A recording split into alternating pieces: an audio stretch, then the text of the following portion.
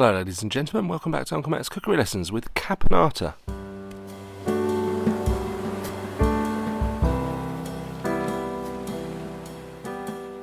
Hello, in this video I'm going to be making a salad, a beautiful Caponata salad from Sicily. It's made, the main ingredient is this thing, and like all of these, I think these are the best dishes around the world. It's made out of necessity and, you know, the affordability of ingredients. So I think originally for the more wealthy Sicilians it was more of a swordfish type dish, and then the locals discovered, the peasants discovered that aubergines actually make it wonderful. And I love this salad, made it many times over the last couple of months. I have altered the recipe slightly, so if you get offended by it being not exactly how Mama makes it, you know, I'm sorry about that. But what I've done is I've tried to recreate it without the sugar in it, because this has what's called a agrodolce, I think if I pronounce that right, who knows, sauce, which is like the French gastrique, it's vinegar and sugar. I find that my taste buds lately, since I've really sort of hardly had any sugar at all, I just don't want it anymore. I am, however, adding some raisins to it, those are there, and yeah, they add that little touch of sweetness, I think, which is going to balance with the vinegar. It's really, really lovely, and I think you're going to really like this one. Right, so we have quite a few ingredients to prepare. Get the parsley chopped and out of the way. Now the main ingredient is the aubergine or eggplant.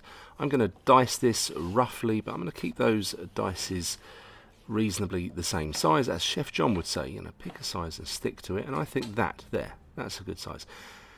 And what we're going to do after I've prepped all those, I'm going to salt them and leave them to sort of sit with the salt on for about half an hour or so while I prepare the rest of the ingredients.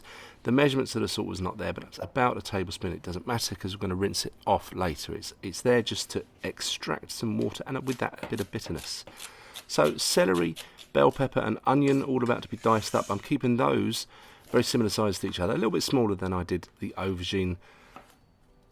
And yeah, just basically just hack them up. It doesn't really matter. This is not a fancy looking salad. It's very rustic, but just try to keep those sizes regular. So I have a little wipe down there, and we do the onion, the basic technique for dicing an onion there, one cut across horizontally. Well, you've seen me do it probably many times. You've seen other people do it, but I like to do this bit here when I get to the core. Just don't waste that bit. Yeah, there's onion there, and with the cost of ingredients nowadays and where they're going, don't waste any, okay? So next up is going to be the tomato, and I'm going to have a little word with you. Oh, that reminds me of my granddad's greenhouse. While we're in a good mood, would you mind clicking that like button, or leaving me a comment, or subscribing to the channel, or sharing this with your friends, or even clicking that bell button, because all those things, or any of those things, will really, really help this channel to grow, and it's going to with your help. Thank you so much. Yeah, seriously, any help you can give me, I would really appreciate it. Thank you so much. Okay, so the tomatoes, I'm using fresh tomatoes in this recipe. Some I've seen have tomato paste or puree. I just prefer it with the freshness like so. So not really sticking to any side, and just pretty much roughly chopping them up, making a bit of a mess, and get that messy pulpy tomato stuff into a bowl and have a little wipe down. There's a couple more ingredients to go. Here's olives. These are brined and pitted green olives. Choose any olives you like, and these are pine nuts, and that is a slightly warm, on a low heat, a dry pan, and I'm just toasting them, but don't leave them, they will burn if you don't pay attention, and they're expensive too. So yeah, when you're happy with those, get them out of the pans so they don't over colour. And now it's put our attention back to this aubergine, shall we, or eggplant. You can see some moisture coming out. Excellent. That's what you're supposed to do. Now, if you want to forego this whole process, don't salt them. You can actually just oil them. You can even put them on a roasting tray with olive oil and roast them in the oven. And it looks really good that way. I like to try to do it this way. So once I've rinsed them to get all that salt off and squeezed out as much of the water as I can with a tea towel, I'm going to fry them. And yes, that is a lot of olive oil. This is sort of medium-high heat. Olive oil will burn if you have it too hot, so just be careful. You're going to have to use your senses here, but you do want to fry. You want to get these nice caramelized. It's going to take 5 to 10 minutes, and as I say, that's just adjust the heat up and down. If you think it's going a bit too hot, turn it down. If it's, you know, if it looks like they're not frying at all, turn it up a little bit, and just keep going and going and going until you get to sort of this stage here. And as I say, if you had them in the oven the whole time, knock yourself out. It would be perfectly fine, I'm sure. But I like to not upset all the nonas out there too much. So in goes the rest of my ingredients with a great load more of olive oil and a little bit of salt. The salt helps to speed up the cooking process. And just, again, pay attention to this the whole time.